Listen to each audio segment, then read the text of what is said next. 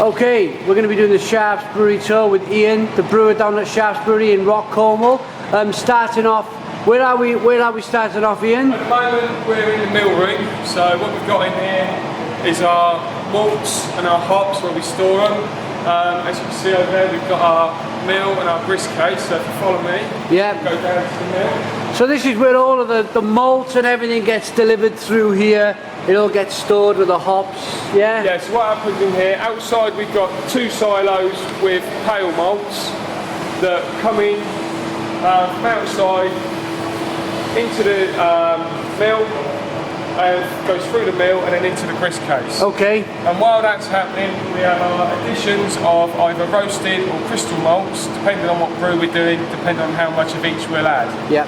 So we'll add malts into the additions case, that'll go into the mill as well, and then that'll all go into the grist case. Superb. The grist case will hold round about 4,000 kilos of malts.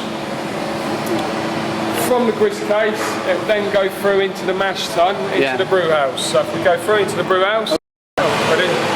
So what we do now, we go through into the brew house.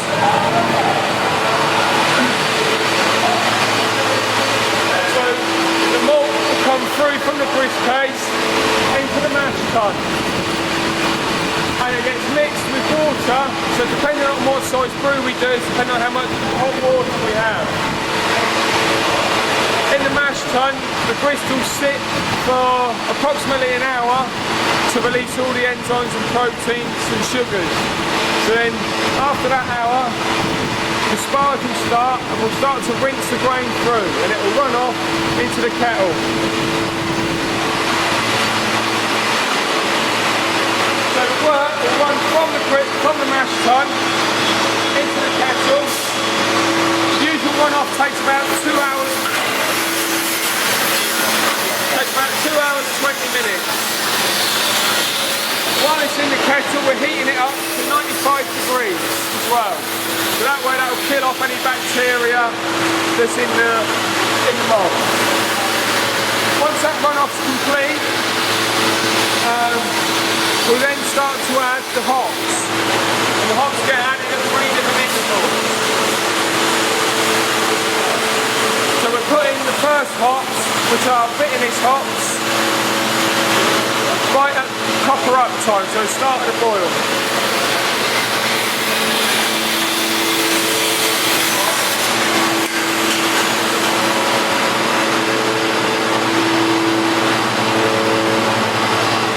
So here we have the hops for the black IPA. You've got your first and your second hops in here.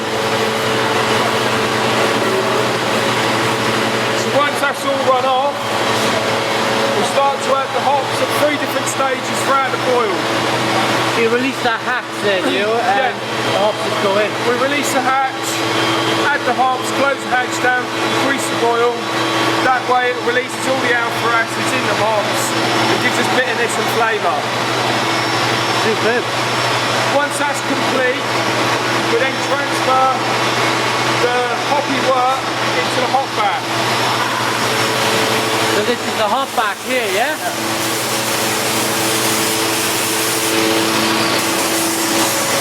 So from the kettle it then goes into the hop back, and in the hop back is aroma hops, the ones we were weighing out earlier.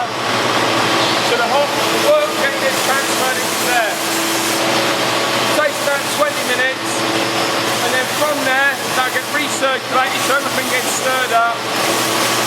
From there, it will then go off to the fermentation vessel. Okay, so we're just catching the end of the Dunbar brew. All of the malt, the spent malt, is being turned around and it's being sent out through.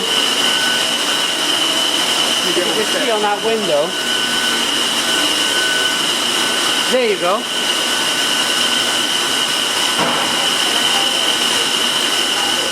It's being sent out with this pipe here. Straight out, instead of, years ago you'd have had to have been in there digging that out. Not so much anymore. There you go.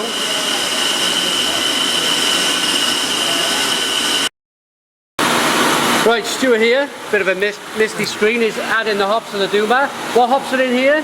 These are, I believe, Pilgrim. Pilgrim hops. Pilgrim hops, just Awesome. in.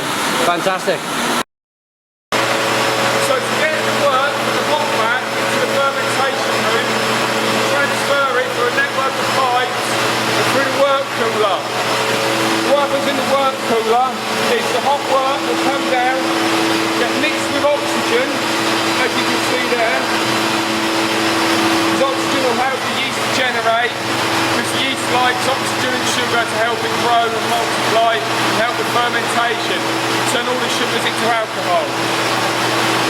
So as the hot work goes into the cooler, cold liquor goes through as well. As the hot passes the cold, they exchange. So the cold liquor will put the work down, the work will heat the cold liquor up. And the cold liquor gets put back into the hot liquor tank, ready for the next brew. Wow. From here, the cold work then goes through into the fermentation room. Okay, let's go.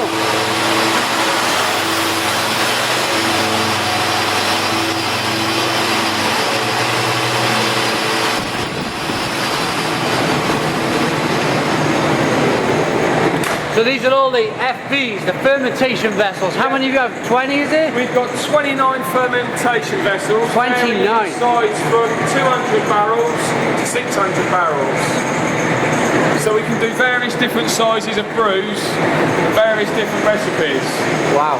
Brilliant. So we've got 20 square fermenters and 9 conicals, external conical fermenters. What's the difference with the two, do you know? Conicals are designed mainly for brewing lagers, Yeah. but we've adapted our beers and our yeast to allow us to brew in conical fermenters. So we can use different types of fermenters for cask ale. Fantastic. So the beer will come out into the fermenter. Once it's all in, yeast will get added. And depending on the brew, depending on how much yeast we put into the tank. Then it will sit in the FV for about 5 days. Yeah. Until the desired gravity is reached and the desired cold temperature, and then it will go off for conditioning. And again, we've got a number of conditioning tanks as well. Oh yeah, I see in the background there, yeah.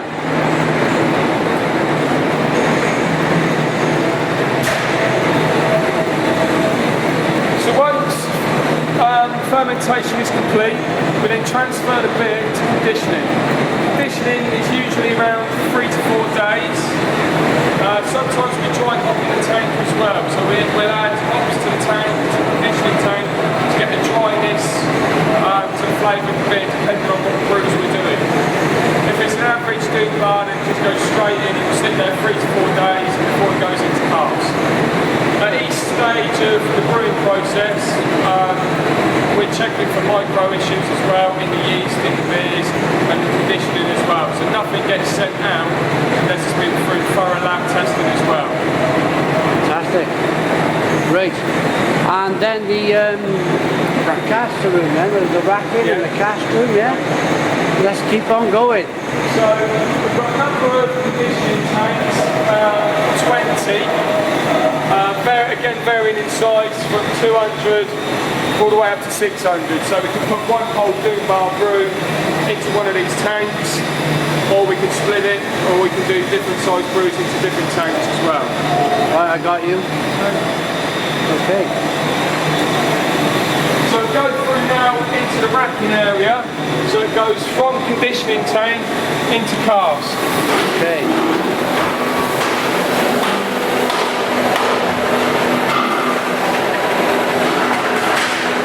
And this, I think this is my favourite part because it's so hands-on, this part of the brewing process.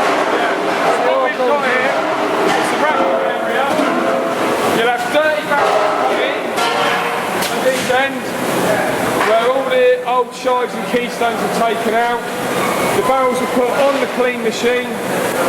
They get a hot caustic wash at 80 degrees and a steam sterilisation at the end. At the moment we're racking about 2.5 barrels a day, 5 production out. This room's running about 10 hours a day. 10 hours a day, barreling. Wow, let's have a look at the barreling then. Most of the barrel comes off the end of the line. There's a keystone added and a label added. Here it is. Then it goes to the filling station. We've got 4 head fillers, so you can fill 4 casks at a time. So the beer comes from the conditioning tank through a network of pipes to each head.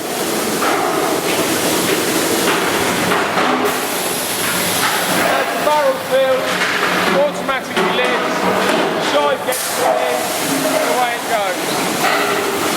So, that's a quick look at the brewery floor and a quick look at Shaft Brewery, how they brew the beer and how it's finished in the finished barrels.